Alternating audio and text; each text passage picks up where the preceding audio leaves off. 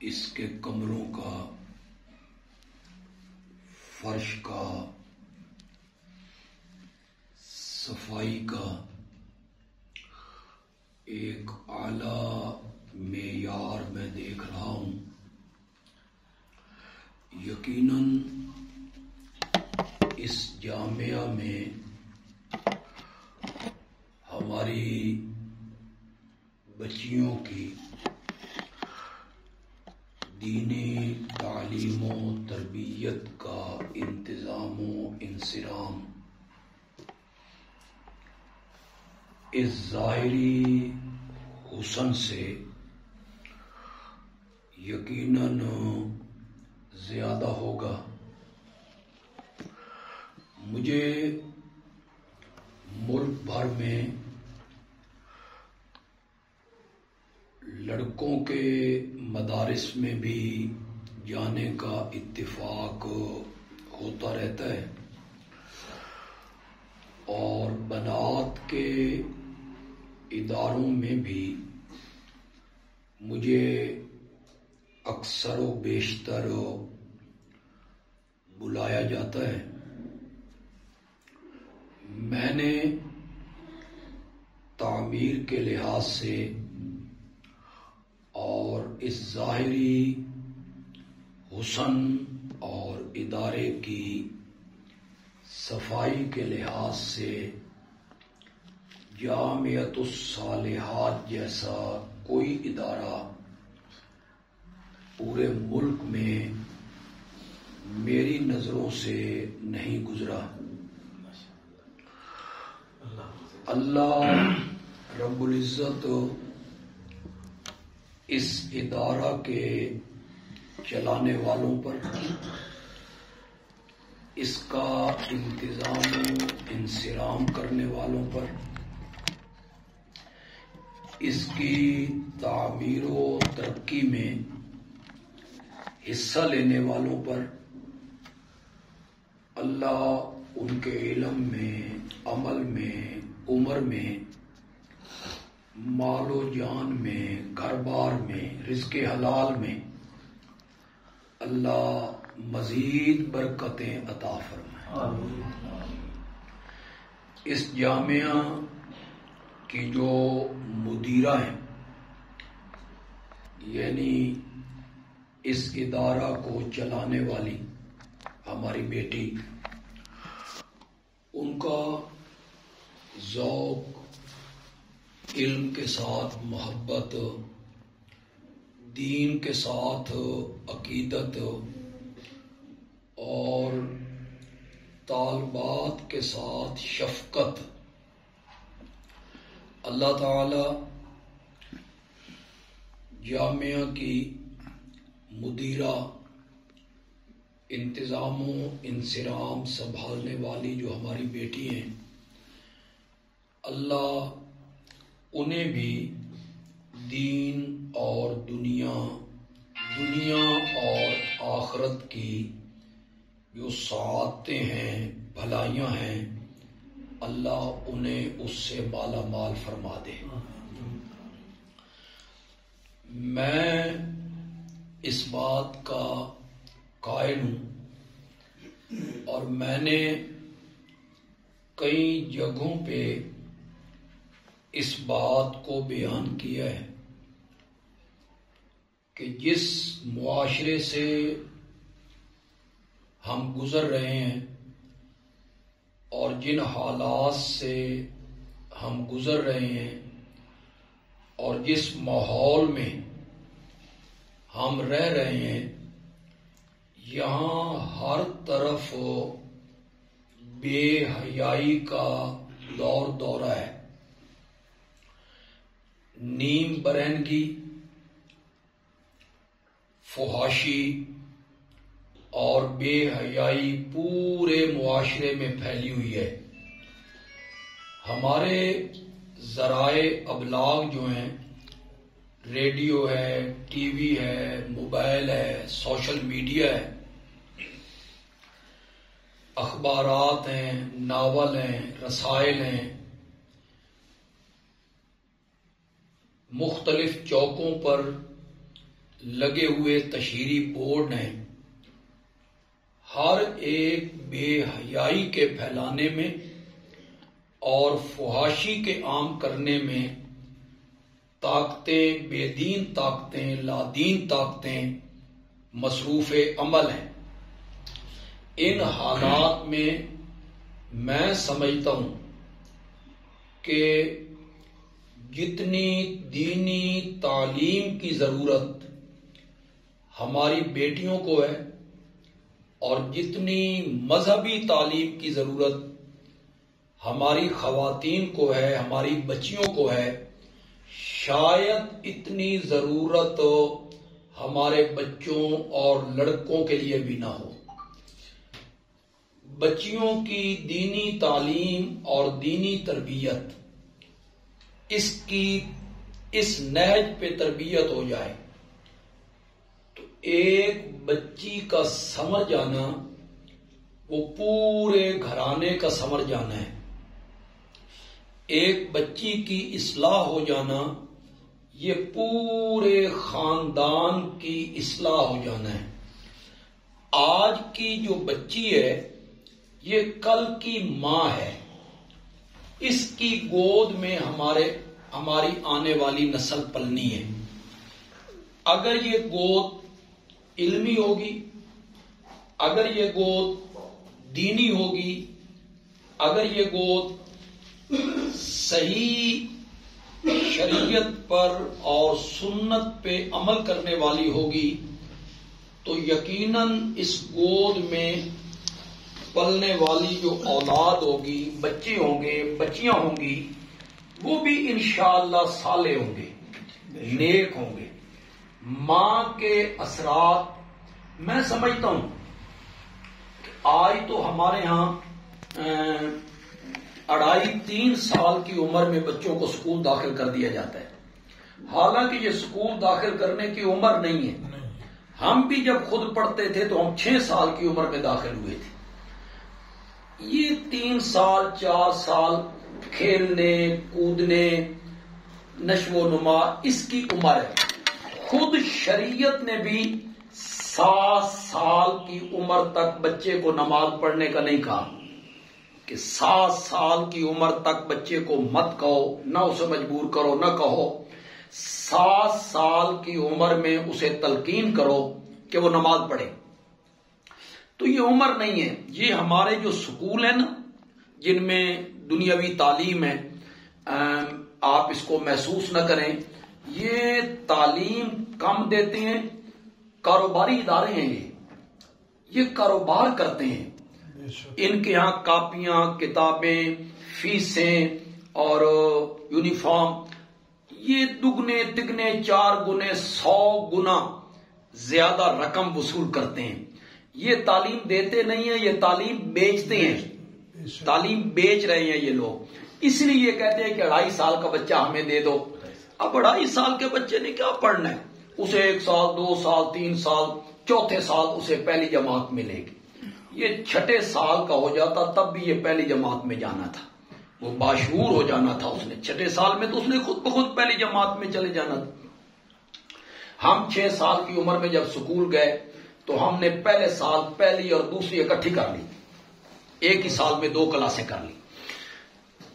تو میں سمجھتا ہوں کہ اب تو بچے کی تعلیم شروع ہو جاتی ہے 2.5 سال سے، 3 سال سے، جبکہ یہ 5-6 سال سے شروع ہونی چاہیے۔ اصل تعلیم بچے کی شروع ہو جاتی ہے اس کی پیدائش کے ساتھ، تربیت، اور وہ ماں کی گود ہے۔ وہ درسگاہ جو ہے وہ ماں کی گود ہے۔ ماں نے اس کی تربیت کرنی ہے، ماں نے اس کی اصلاح کرنی ہے، ماں نے اسے صحیح نہج پہ چلانا ہے۔ اگر ماں نیک ہوگی، صالح ہوگی، نمازی ہوگی، سنت سے واقف ہوگی، شریعت سے واقف ہوگی، اسے قرآن کا ترجمہ آتا ہوگا، حدیثیں آتی ہوں گی، فقہ کے مسائل سے واقف ہوگی، تو یقیناً اس کی گود میں پلنے والی جو اولاد ہے اور وہ ہماری آنے والی نسل ہے، ہمارا مستقبل ان کے ہاتھوں میں ہے، وہ اچھے لوگ سامنے آئیں گے۔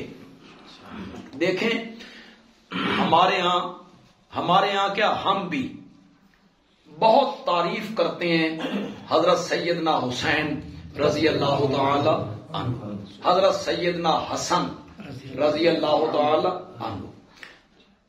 کیسی زندگی گزاری ہے ان دونوں بھائیوں نے. حضرت حسن رضی اللہ تعالی عنہ کی آپ تربیت دیکھیں کہ ان کے پاس حکومت ہے، ان کے پاس خلافت ہے، ان کے پاس فوج ہے، ان کے پاس بیت المال ہے، بیت المال کے خزانے ہیں، ان کے پاس پولیس ہے، قوت بھی ہے، طاقت بھی ہے، فوج بھی ہے، پولیس بھی ہے، مال بھی ہے، اقتدار بھی ہے، خلافت بھی ہے. لیکن انہوں نے مسلمانوں کو جوڑنے کے لیے، مسلمانوں میں اتحاد پیدا کرنے کے لیے کہ مسلمانوں کا اختلاف ختم ہو جائے، مسلمان جڑ جائیں، ایک طاقت بن جائیں، انہوں نے خلافت تک قربان کر دی ہے. یہ بہت بڑی قربانی ہے اور میں سمجھتا ہوں اس کا تصور بھی نہیں ہو سکتا جو حضرت حسن رضی اللہ تعالیٰ عنہ نے قدم اٹھایا تھا. حضرت حسین رضی اللہ تعالیٰ عنہ کس طرح ان کی تربیت ہوئی، کس طرح انہوں نے زندگی گزاری، ہم ان کی بہت تعریفیں کرتے ہیں، حضرت حسن رضی اللہ تعالیٰ عنہ کی بھی اور حضرت حسین رضی اللہ تعالیٰ عنہ کی. یہ قابل قدر ہیں، قابل احترام ہیں. لیکن ہم نے کبھی اس پر غور کیا ہے کہ یہ دونوں بھائی جس گود میں پلے تھے وہ کون تھی؟ اللہ اکبر. وہ ہے سیدہ فاطمہ رضی اللہ تعالی عنہ. تو فاطمہ جیسی گود جب ملی ان کو، سیدہ فاطمہ جیسی گود، تو آپ اس گود میں پلنے والے جو بچے ہیں ان کی زندگی آپ دیکھیں، ان کا ایثار آپ دیکھیں، ان کی قربانیوں کو آپ دیکھیں. میں سمجھتا ہوں کہ یہ جو ہمارے ہاں آج شاید محلے کی کچھ خواتین بھی آئی ہوں، ایسی خواتین بھی آئی ہوں جن کی بچیاں یہاں نہیں پڑھتی ہیں یا جن کے گھرانے کا کوئی اور عورت لڑکی یہاں نہیں پڑھتی. یہ جو ہمارے ہاں ایک ذہن بن گیا ہے نا کہ عالم بنے گا تو مرد بنے گا، حافظ بنے گا تو صرف مرد بنے گا، قاری بنے گا تو صرف مرد بنے گا، مفتی بنے گا تو صرف مرد بنے گا، مفسر بنے گا تو صرف مرد بنے گا، محدث بنے گا تو صرف وہ مرد بنے گا، مصنف کوئی کتاب لکھتا ہے تو یہ مرد مصنف بنے گا. عورتوں کا کیا کام ہے کہ وہ عالمہ بنے، حافظہ بنے، قاریہ بنے، قرآن کی تفسیر پڑھائیں، قرآن کی تفسیر پڑھیں. عورتوں کا کام ہے گھر کا کام کاج کرنا، برتن مانجیں، کپڑے دھوئیں، گھر صاف کریں. ان کا یہ ایک ذہن بن گیا ہے. میں سمجھتا ہوں کہ یہ ذہن غلط ہے، یہ ذہن سراسر 100% غلط ہے.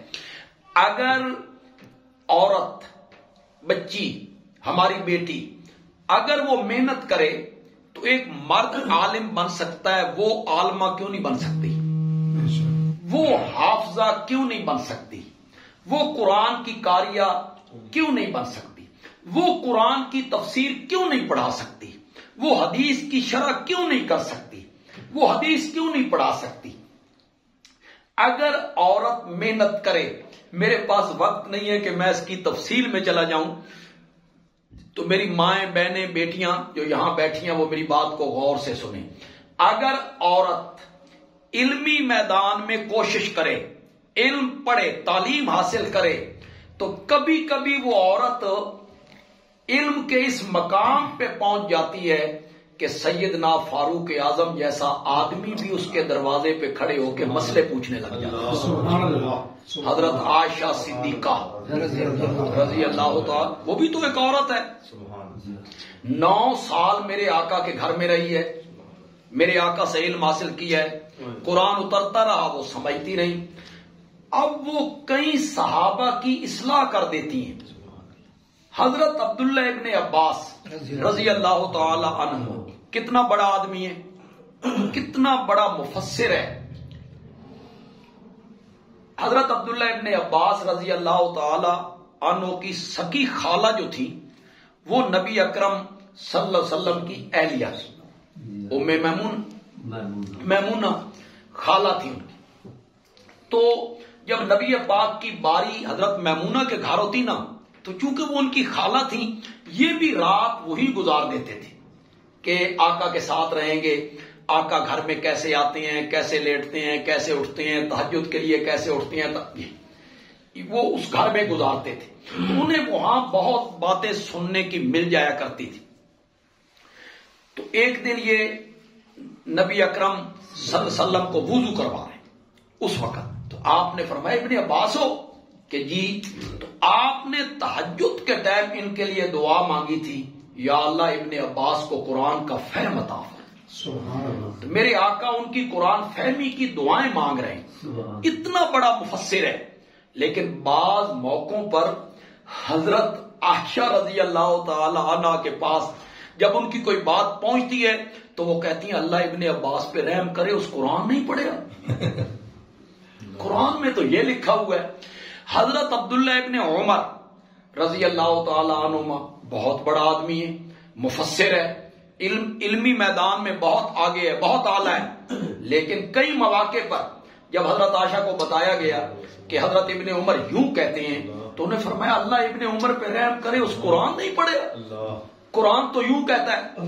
جہاں نظر ابن عمر کی نہیں پہنچ رہی اور جہاں نظر ابن عباس کی نہیں پہنچ رہی، وہاں نظر ایک عورت کی پہنچ رہی. تو عورت اگر علمی میدان میں ترقی کرنا چاہے، آگے بڑھنا چاہے، تو یہ مردوں کو بھی پیچھے چھوڑ سکتی ہے، علمی میدان میں آگے نکل سکتی ہے. دیکھیں بڑا مشہور واقعہ ہے، میری مائیں بہنیں بیٹیاں ساری اس واقعہ سے باخبر ہیں. انہوں نے کئی مرتبہ جو بیان کرنے والی ہماری خواتین ہیں ان سے یہ واقعہ سنا ہے. اور وہ ایک صحابی چلے گئے، بعد میں ان کا بیٹا فوت ہو گیا. تو وہ صحابی جب آئے شام کے ٹائم تو اس نے سوچا کہ تھکا ہوا آئے گا، بھوکا پیاسا، اور میں آتے ہی بیٹے کی موت کی خبر دے دوں تو نہ وہ کھائے گا نہ پیے گا، برداشت کیسے کرے گا. تو یہ عورت ہے، یہ عورت ہے اور ماں ہے. اس نے اپنے ہاتھوں سے اپنے بیٹے کو اندر کمرے میں لٹایا ہے جو فوت شدہ ہے. اور اس کا خاوند جب آیا اور اس نے پوچھا بیٹے کا کیا حال ہے، تو یہ کہتی ہے اب تو اسے بالکل آرام ہے، اب تو اسے بالکل آرام ہے، کوئی تکلیف نہیں ہے، ٹھیک ہے. دیکھیں بندہ جتنا بھی صابر ہو نا، آپ سے بھی جو ہمارے یہاں کوئی مائیں بہنیں بڑی عمر کی آئی ہیں انہیں تجربہ ہوگا، مجھے بھی تجربہ ہے، آپ کو بھی تجربہ ہوگا. جتنا بھی بندہ صبر کرے نا، بھائی فوت ہو گیا ہے، جوان بیٹا فوت ہو گیا ہے، ہسپتال میں ہے، مر گیا ہے، فوت ہو گیا ہے، بندہ بڑا صبر کے ساتھ حوصلے کے ساتھ کھڑا ہے. لیکن جب وہ گھر خبر دے گا نا، اطلاع دے گا نا، تو وہ اپنے آواز پہ قابو نہیں رکھ سکتا، سوال ہی پیدا نہیں. اس کی آواز کب کپائے گی، رونے کی آواز نکلے گی. جتنا بھی صابر ہو، میں کہتا ہوں کہ جب اس نے یہ جملے کہے کہ اب تو اسے بالکل آرام ہے، یہ جملے اس نے کس طرح کہے، اتنا صبر، اتنا حوصلہ. پھر یہ بیٹھ گئے، انہیں کھانا کھلایا ہے، پانی پلایا ہے. پھر اس نے کہا ایک مسئلہ بتاؤ جی، اگر کوئی ہمارے پاس امانت رکھ جائے اور کچھ مدت کے بعد آئے امانت واپس لینے کے لیے، تو امانت واپس کر دینی چاہیے. اس نے کہا اللہ کی بندی، جس کی امانت ہے وہ آ گیا ہے تو واپس کرو. کہتی ہے اس امانت والی چیز سے پیار ہو جائے، محبت ہو جائے، پھر بھی واپس کر دینی چاہیے. اس نے کہا کیسی باتیں کر رہی ہو، پیار ہو جائے، محبت ہو جائے، امانت والی چیز ہے، واپس کرنی ہے. واپس کرنے پہ دل نہ کرتا ہو تو پھر بھی واپس کر دینی چاہیے. وہ اب ناراض ہوا کہ واپس کرنے پہ دل نہ کرتا ہو، جس کی چیز ہے اس نے لینی ہے اپنی چیز.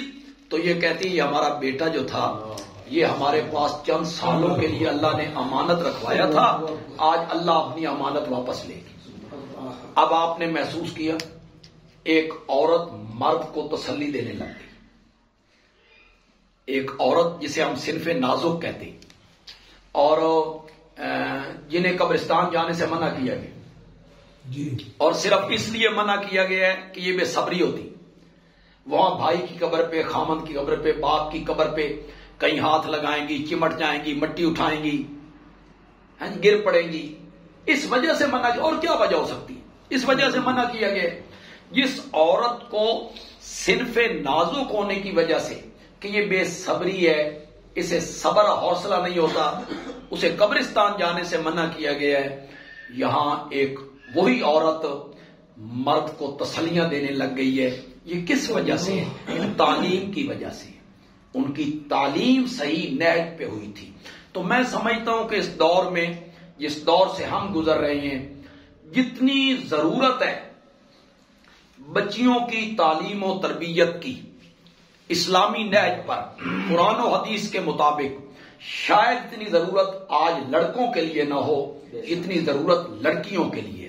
جو یہاں ہماری بیٹیاں پڑھ رہی ہیں، تعلیم حاصل کر رہی ہیں، ان سے بھی میری یہ درخواست ہوگی کہ جو باہر کی بچیاں ہیں، رات دن یہاں رہتی ہیں، وہ اپنا ٹائم ضائع نہ کریں، اپنا وقت ضائع نہ کریں. وہ سارا وقت تعلیم میں لگا دیں، پڑھنا پڑھنا اور پھر پڑھنا. نہ وہ گپ شپ کریں اور نہ وہ فضول کاموں میں رہیں، بلکہ وہ سارا ٹائم تعلیم کے اندر خرچ کیا کریں. جو آتی ہیں پڑھ کے چلی جاتی ہیں، ان سے بھی میری گزارش ہوگی کہ اگر گھر جا کے انہوں نے بھی موبائل سے کھیلنا ہے اور گھر جا کے ٹی وی کے سامنے بیٹھ جانا ہے، تو وہ سارے دن کی جو پڑھائی ہے اس کے اثرات ختم ہو جائیں گے. علم، میں سمجھتا ہوں کہ علم کے ساتھ عمل کی بہت ضرورت ہے. نرا علم کوئی چیز نہیں ہے، علم کے ساتھ عمل کی بہت ضرورت ہے.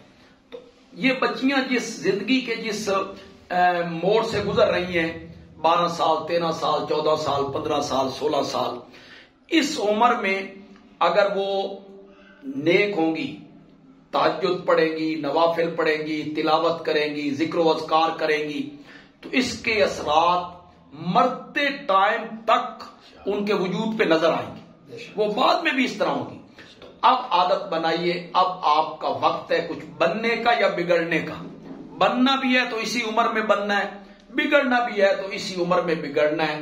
تو میری یہ دعا ہے کہ اللہ تعالی یہاں پڑھنے والی بچیوں کو عالمہ بنائے، اور عالمہ بھی ایسی جو عمل کرنے والی.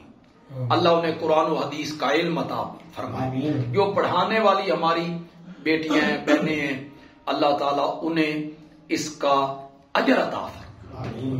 اصل اجر تو اللہ کے پاس ہے، اللہ اس کا اجر عطا فرمائے. وما علینا الا البلاغ المبین. الحمدللہ رب